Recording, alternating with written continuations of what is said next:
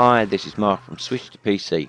In this new series called Let's Look At, I will be taking a look at games that have released on both the Nintendo Switch and Xbox One that may have slipped past you. Maybe they came out too close to much bigger titles, or they just weren't advertised that well. Whatever the reason, they are, in my opinion, still great games.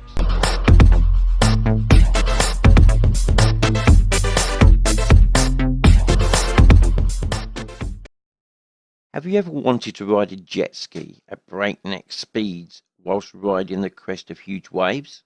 Or how about doing a handstand off a ramp and flipping that jet ski 360 degrees at the same time? Well, in Riptide GP Renegade, you can do just that, and much, much more. Come on, let's take a look. Now, if you recently purchased a Switch, or usually just play Nintendo first-party games or some of the other big budget games that are on the system, there is a chance that you have missed out on some potentially awesome games, and Riptide GP Renegade could be one of those. If you ever played Wave Race or Wave Race Blue Storm, you would already have an idea of what this game is like. As I said, if you ever played the Wave Race series and liked it, which I did and still do, you already have a good idea about Riptide. By the way, Wave Race is one of my all-time favourite Nintendo IPs, and I've been waiting for a new title for a long time. Come on Nintendo, pull your finger out. Anyway, launched in December 2017 on the eShop, Riptide GP Renegade started life on smartphones and was ported to PC via Steam, PlayStation 4, Xbox One and Nintendo Switch. The premise is quite simple. You ride various jet skis, known as hydrojets, around a multitude of tracks, ranging from the fairly basic to the insane, trying to get that coveted first place, all the while avoiding other racers, police officers, obstacles and more. It is in how the game presents all this to you and how it plays that makes it such a joy. You have your staple diet of modes: single player quick races, campaign mode, local multiplayer for up to 4 players, and also online multiplayer. It is a return of the tried and trusted formula, but for a new generation of players. One of the outstanding features of the Wave Race series was the water physics, and this game has taken that to another level. You start with a single hydrojet, but as you progress into the game, you are able to unlock other types. All can be upgraded using points you earn in races. Speed, handling, turning ability, etc. can all be improved until you max out that hydrojet. You also start with one rider, but again can unlock more. These are, however, only cosmetic and do not give you a stat boost or any kind of advantage over opponents, but they're welcome nonetheless. Your main port of call in this game is probably going to be the campaign. A single player mode, it has a ton of events spread across a multitude of tracks. More on those in a minute. Boss battles and more. There is a story that goes with it, but it's quickly forgettable and really not needed. About those tracks, there are a lot. Some are set in the open with calm seas, others in cities with buildings adorning the sidelines and other exotic locales. There are storms which can whip the waves up to incredible heights, and if you manage to catch them just right, you can try to pull off one of the many combos you can earn in this game, and you will be pulling off tricks such as riding the horse, a handstand, whipping the hydrojet around 360 degrees before landing back in the water. By the way, the waves are dynamic too, so on the first lap you might have fairly small waves, and on the second lap you might come across some 60-foot monster, and these are obviously harder to navigate, but not too hard. Some of the tracks even change. In one, the water level will start to rise, which in turn may open up another route you can take.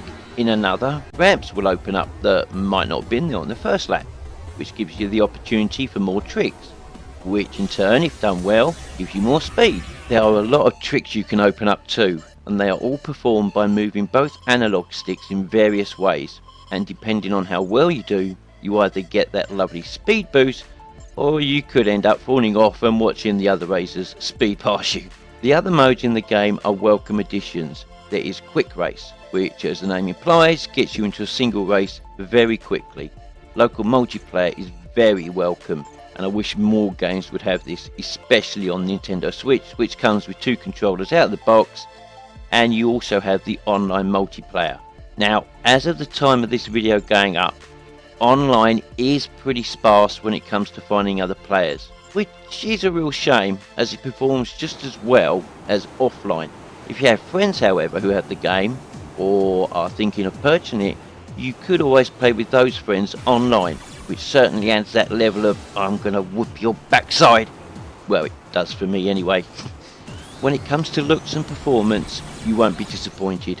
In both docked and portable mode, the game keeps that essential 60 frames per second that all great racing games need for pinpoint accuracy and quick reactions to events.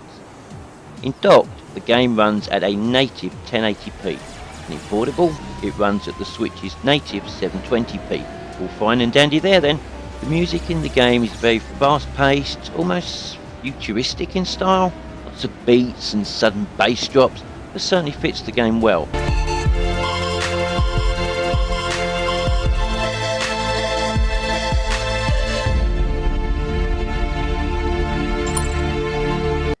Oh, one thing I almost forgot. This game is cross-platform.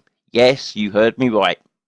It is cross-play with both the Xbox One, PC, Android and iOS. Almost a year after landing on Switch, this is still a fantastic game. Despite the online being a bit sparse, the extensive single-player career is going to take you some time to complete, and a lot longer to 100%.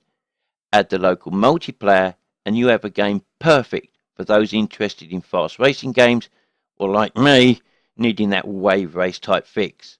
I hope you enjoyed this quick look at Riptide GP Renegade on Nintendo Switch. If you don't have it, or have never heard of it, please let me know in the comments section down below if you're now thinking of picking it up. Or maybe you do have this game, but you just haven't played it in a while. Again, let me know what you think of Riptide. Thank you for taking the time to watch this quick Let's Look At video. Please give it a thumbs up if you liked it, or a thumbs down if you didn't. Please make sure to subscribe to the channel if you want to see more videos like this, plus live streams of Nintendo Switch, Xbox and PC games. And hit that notification icon so you know exactly when the next video goes up and when I go live. Take care, keep gaming, and I will see you in the next one.